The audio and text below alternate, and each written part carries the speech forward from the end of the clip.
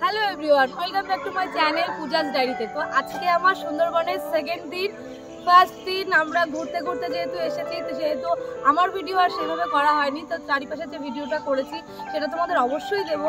তা আজকে আমরা ঘুরতে বেরোচ্ছি, দেখো রেডি হয়ে গেছি, তো এখন বেরোবো। আর আজকে কি কি করছি আর কোথায় কোথায় যাচ্ছি তোমাদের পুরোটাই শেয়ার করব। তো দেখো আমাদের চারিপাশটা এতটা সুন্দর, কি বলবো। চারিদিকটা আমরা যে হোটেলে উঠেছি সেটাও খুব সুন্দর, আর এখানকার পরিবেশ খুব সুন্দর। তো তোমরা যদি কেউ চাও এখানে ঘুরতে আসতে, তো অবশ্যই আসতে পারো, খুবই সুন্দর জায়গা এটা। এই যে এখানে আমরা সবাই রেডি হয়ে গেছি, আমার বাবা রেডি, ওর বাবা রেডি, সবাই রেডি। আমরা এখন বেরোবো। তো সকাল সকাল সব কিছু রেডি করে দেখো আমরা রাস্তায় চলে এসেছিলাম, কারণ একটা প্লাস্টিকের বোতল কিনতে হবে। বোতল বলতে যেগুলো ওয়ান টাইম বোতল, সেগুলো নাকি ঘুরতে গেলে ব্যবহার করলে সে নিষিদ্ধ আর কি। তাই জন্য আমরা একটু হার্ডি টাইপের বোতল খুঁজছিলাম। তারপরে ছোট ছোট দোকানগুলোতে গিয়ে জিজ্ঞাসা করা হচ্ছিল যে ওই বোতলগুলো আছে কিনা, কিন্তু বেশিরভাগ দোকানেই জানা যায় যে না, ওই বোতল এখানে পাওয়া যায় না। যেহেতু মার্কেটটা অনেকটাই ছোট ছোট সব দোকান, কিছু খেলনার জিনিস এসবই এখানে পাওয়া যায়, তো বোতলটা পাওয়া যাচ্ছিল না। তারপর আমি ওকে বললাম যে চলো একটু চা খেয়ে নেওয়া যাক, শীতের সকাল একটু চা খেলে ভালোই লাগবে। তো যেই বলা সেই কাজ। আর আমার বরমশাইয়ের কাজ দেখো, চায়ের সাথে চিপস কোনোদিনও খেয়েছো? ট্রাই করে দেখবে, বেশ মজা লাগে। চা আমি খুব একটা ভালোবাসি না, তবুও একটু খেয়েছিলাম। আর এদিকে তোমাদের দাদা চাটা খাচ্ছিল, আর আমার মেয়ে আমাকে কয়েকটা শর্টস নিয়ে দিচ্ছিল, কারণ এগুলো আমি পরে রিলস হিসেবে কাজে লাগাবো। তাই জন্য যেখানেই যাচ্ছি ছোট ছোট ভিডিও বানিয়ে নিচ্ছিলাম।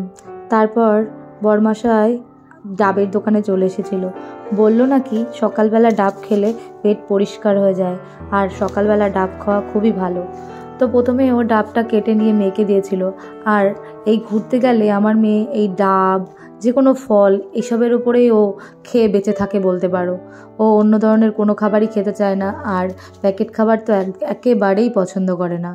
আর প্রত্যেক দিন ঘুরতে বেরোলে ওর দুটো করে ডাব তো কিনে দিতেই হয়েছে। তো দেখো এখানে আমার মেয়ে খেয়ে নিচ্ছে, আর এইসব জল জাতীয় ফল ও খুব ভালোবাসে। তারপর তাড়াহুড়ো করে বেরিয়ে পড়েছিলাম। দেখো আশেপাশের পরিবেশটা, আমরা যেই হোটেলে উঠেছিলাম সেখান থেকে একটুখানি দূরেই ফেরিঘাট। এই দেখো আমরা এই পথেই বেরিয়ে পড়েছিলাম। আর এই পাশে যে গাছগুলো দেখছো, জোয়ারের সময় এই সাইডের গাছগুলো পুরো জলে অর্ধেক ভর্তি হয়ে যায়। তাই আমি মেয়েকে নিয়ে তাড়াতাড়ি বেরোচ্ছিলাম, কারণ তাড়াতাড়ি লঞ্চে উঠতে হবে, কারণ একটু দেরি হলেই আর যেই সাইডের সিটগুলো সেগুলো আর পাবো না, পেছনে গিয়ে বসতে হবে। তাই তাড়াহুড়ো করেই বেরিয়ে পড়েছিলাম আর হাঁটছিলাম। তোমাদের দাদা অনেকটাই পেছনে, তাই নিজের ক্যামেরাটা নিজেই করে নিয়েছিলাম। এই যে সামনের লঞ্চটা দেখতে পাচ্ছ, এই লঞ্চটাই ছিল আমাদের। সেকেন্ড দিন আগের যে লঞ্চটা ছিল সেটা পাল্টে দিয়েছিল, কারণ আগের লঞ্চটা অনেকটাই ছোট ছিল। আর এটা ছিল জোয়ারের সময়। দেখো চারিদিকে জলটা যেন ফুলে ফেপে উঠেছে, আর জলের গতিবেগও আজকে ছিল অন্যরকম। তারপরে আমরা চলে এসেছিলাম সজনেখালিতে। এখানে একটা পার্ক ছিল, আর যে পার্কে একটা ওয়াচ টাওয়ার ছিল, যেখান থেকে হয়তো আমাদের কপালে থাকলে পশু পাখিরা আমরা দেখতে পাবো। তো সেখানেই চলে যাচ্ছিলাম প্রথমেই, যে ওখানে গিয়ে দেখা যায় কিনা, বাঘের দেখা মেলে কিনা। সুন্দরবনে সবাই মূলত যায় বাঘ দেখার জন্যই, তো আমরাও সেই উদ্দেশ্যেই ওয়াচ টাওয়ারে উঠেছিলাম।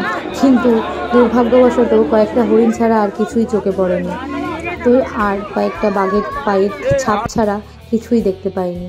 কিন্তু সেখানে রাখা ছিল কয়েকটা কুমির আর কিছু অন্যান্য প্রাণী, সেগুলোই দেখতে পেয়েছি। আর এই দিকে দেখো আমার মেয়ের বান্ধবীরা, এই পাশে যে মেয়েটাকে দেখছো এর নামও ছিল মিষ্টি, আর এরা তিনজনে মিলে খুব আনন্দ করেই ওই 3টে দিন কাটিয়েছিল। তারপর আমরা একটু ভেতরে ঢুকে গেছিলাম, আর সব থেকে ভালো লাগার জিনিস হলো শ্বাসমূল। দেখো এই যে বাগানটা দেখতে পাচ্ছ, এগুলো সবই সুন্দরী গাছ, আর সুন্দরী গাছ থেকে বেরিয়েছে প্রচুর শ্বাসমূল। দেখো দেখা যাচ্ছে এই মূলগুলো একদম ধীরে ধীরে হয়ে খোঁচা হয়ে সারা জায়গা ভরে রয়েছে, আর দেখতে এত সুন্দর লাগছিল, সেটাই তোমাদের দেখাচ্ছিলাম। দেখো এগুলোকে বলা শ্বাসমূল। আর ঠেসমূল দেখেছিলাম আমরা লঞ্চে থেকে বসে থাকা অবস্থায়। যে গাইড ছিল সে আমাদের দূর থেকে ঠেসমূল দেখিয়েছিল, কাছ থেকে আর ঠেসমূল দেখা হয়ে ওঠেনি। এই যে দেখো এগুলো পুরো শ্বাসমূল। সুন্দরী, গড়ান, গেওয়া, গোলপাতা, হেতাল, এগুলোই হচ্ছে সুন্দরবনের ঐতিহ্য, আর এগুলোই হচ্ছে সুন্দরবনের প্রধানতম গাছ। যেগুলো দেখার জন্যই মানুষ সুন্দরবন আসে। আর দেখো গাছে গাছে হনুমানগুলো, হনুমান তো না, এগুলো বলতে পারো বাদর, সব লাফিয়ে বেড়াচ্ছিল। তা ফোনটা সাবধানেই ভিডিও করেছিলাম। তো তারপরে লঞ্চে উঠতে উঠতেই দিয়ে দিয়েছিল আমুদি মাছের চপ, আর মাছগুলো ছিল যথেষ্ট বড় বড়, আর খেতেও দুর্দান্ত হয়েছিল। ওটা খেতে খেতেই আমরা পৌঁছে গেছিলাম দোবাকি ক্যাম্পে, যেখানে জাল দিয়ে নেট দিয়ে পুরো ব্রিজ তৈরি করা। আর ওখান থেকেই আমরা পুরো সুন্দরবনটাকে ঘুরে দেখব, আর দেখব বাঘের দেখা পাই কিনা। তো উঠেই একটু আনন্দে উৎফুল্ল হয়ে উঠেছিলাম, কারণ বড় বড় বাঘের পায়ের ছাপ দেখতে পাচ্ছিলাম। তো ভেবেছিলাম হয়তো বাঘ আশেপাশে আছে, কিন্তু অনেকটা পথ ঘোরার পরেও সেই বাঘের দেখা আর পেলাম না। তো যাই হোক, বাঘের দেখা পাই বা না পাই, গাছগুলো ছিল অপরূপ সুন্দর। আর যেদিকেই তাকাচ্ছি সেদিকেই বদ্বীপ আর জল, চারিদিকে জল আর ছোট্ট ছোট্ট বদ্বীপগুলো কতই না সুন্দর। এই দেখো একটা হরিণ দেখতে পেয়েছিলাম, কিন্তু হরিণটা ছিল অনেকটাই জরাজীর্ণ, ওর মনে হয় হাঁটার শক্তিটাও হারিয়েছিল, আর কিছুই দেখতে পাইনি বলতে গেলে। তো তারপর চারি সাইডটা একটু ঘুরে দেখার পরে আমরা দেখতে পেলাম এখানকার পূজিত বনদেবতার মন্দির। এই যে দেখতে পাচ্ছ, এটা হচ্ছে বনদেবী, একেই এরা পুজো করে থাকে। এই দেবীকেই এরা এখানে মান্যতা দেয় খুব। তো তারপরে আরও অনেক কিছুই দেখেছি, অনেক কিছুই করেছি, সেটা তোমাদের নেক্সট ব্লগে দেখাবো, কারণ বেশি দেখাতে গেলে ব্লগটা অনেক বড় হয়ে যাবে। তো আজকের মতো এই পর্যন্তই, দেখা হবে আবার পরের ব্লগে। ততক্ষণের জন্য সবাই ভালো থেকো, সুস্থ থেকো,